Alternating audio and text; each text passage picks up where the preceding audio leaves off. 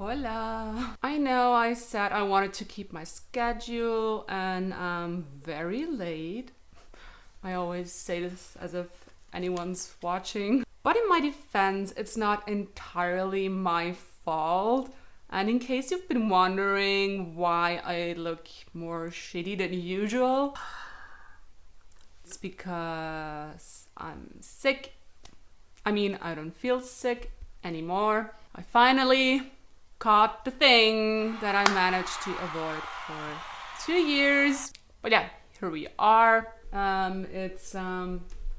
didn't feel good for one day. I had a fever, and then the next day I was just tired, and now it's like day 4 and I feel totally normal again. But I did feel too tired to prepare something, proper. But yeah, it's even though I feel fine now, it's very boring and I can't leave the house yet. And yeah, it's a 3 out of 10, but I wouldn't really recommend it, but it could definitely be worse. So I thought, let's do a chill video and let's just sit down together, like just sit down with me, but not too close, And let's look at some Japanese books that I bought. Because aside from manga, I also like to read like regular books, whatever it is. It doesn't have to be fiction. I love English literature from the turn of the century, like from the 19th century, like fin des siècles kind of period, or the 19th century in general.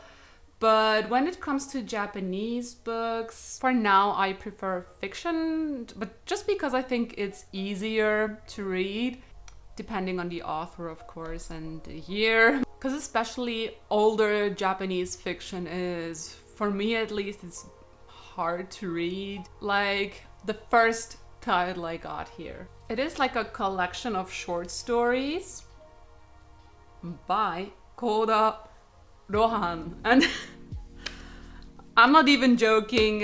And I bought this, like I even only came to know this guy because of JoJo, and I thought, oh well, then if Rohan, the character, is named after this author, and Rohan is, by the way, not even his real name, the author's real name, then maybe Araki sensei must have read him, so why not? And there is a specific story that I wanted to check out. I don't know the English title, but I will look it up before I post this video. And I really just bought this on a whim, and this guy lived from 1867 to 1947, so that's a little older language that I'm comfortable reading. But if I managed to somehow read Ningen Shikaku, or No Longer Human, then I think I will manage to read this.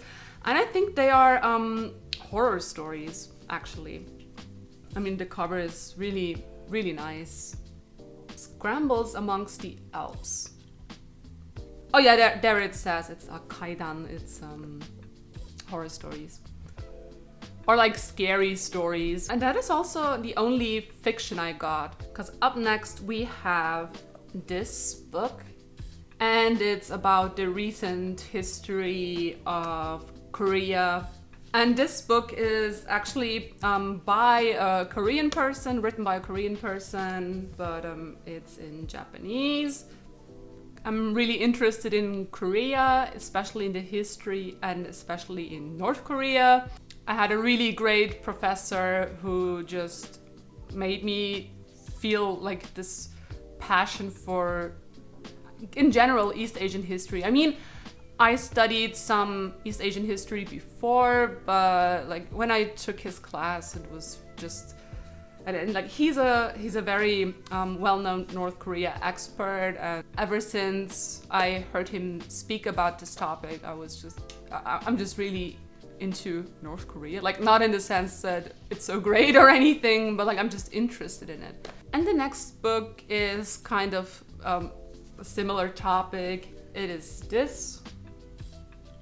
And this is about the recent history between Japan and Korea. And this is written or published by, it's like a committee that studies Japanese and Korean history, like a shared history. And I just really want to compare how, for example, the West portrays their shared history and how the Koreans portray it and how the Japanese portray it, just to see where they find like a common like truth, I guess I'd say, and where things get a little more tricky, because as you know, their history is very, very complex and it's very emotional, and to this day I think things are getting better, definitely, but still. So yeah, I think it's important to see the different perspectives and actually reading it in their native languages, you know, respectively. My Korean is not very good, but maybe the next book on this list can help me, and it is this book. It's it's still shokyu, which means it's beginner. And it's so cute. They still got like a CD included.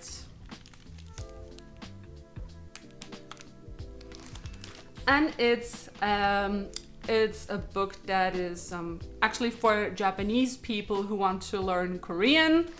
But for me, it's easier to have Japanese explanations, I guess, because the grammar is very, very similar. Sometimes it's like the same. You basically just have to replace the words, the Japanese words with the Korean words, and you can speak. And this is about vocabulary, and it has like topics, for example, like the world or work and stuff like that, and it has example sentences. So yeah, if you already speak Japanese and want to learn Korean, and I really recommend books like this one. Or the other way around, if you already know Korean, then it's gonna be so easy for you to learn Japanese. Up next, I got this book, 世界史の教科書. It's like world history. And I didn't see this before, but I think the author is like also a YouTuber. I'm gonna have to check out his channel. But what's really nice about this book is the way it's structured, because you have like these.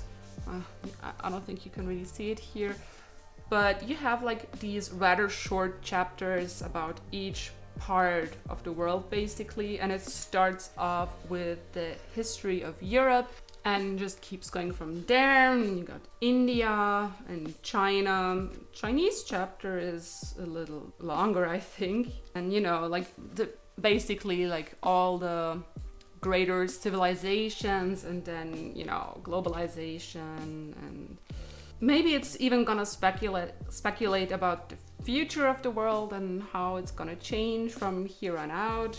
You know, America's very far towards the end, which makes sense because America, like the US, are very, very young. But of course, I didn't just buy regular books, I bought manga as well. And this month, I don't think I got more than what I'm gonna show you, but I got all of Tokyo Babylon. I really like Clamp. Like, I've been reading not a lot, but like I'm kind of into Clamp right now, and I read Tokyo Babylon and now I bought it. And yeah, these are used. If you know where to get these, like in a new edition, but this edition, because I think the Bunko edition you can get this new, but I don't want to collect Bunko only because I feel like I have so many of those, and these are really beautiful, very colorful. Like each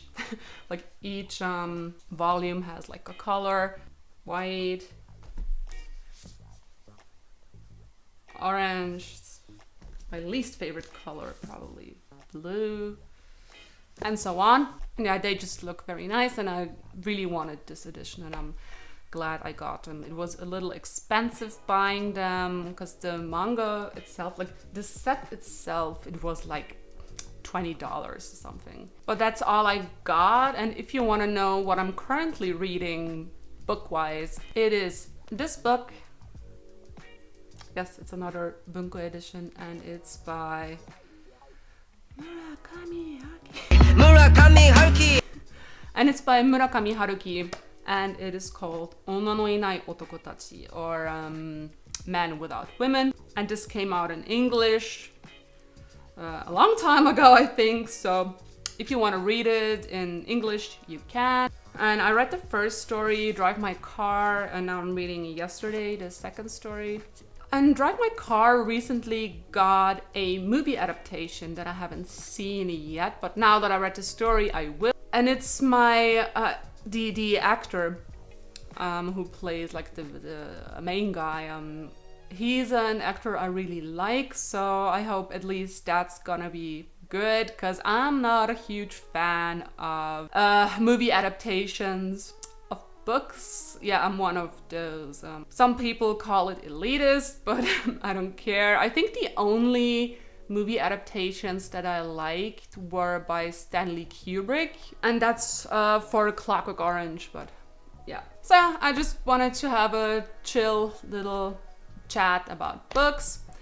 I hope it wasn't too boring. Since I feel much better now, I still have, I'm still very busy with other stuff, but since I feel better now, I can work on the next videos, so they won't be as all over the place as these videos that these haul videos that I do tend to be. So hope everybody is doing well, and I know we're still not over this whole stupid crisis, but just try not to get sick, and yeah, hope you're doing well. And I also hope that I'll be seeing you next week again. Until then, have a great day, stay healthy, bye bye.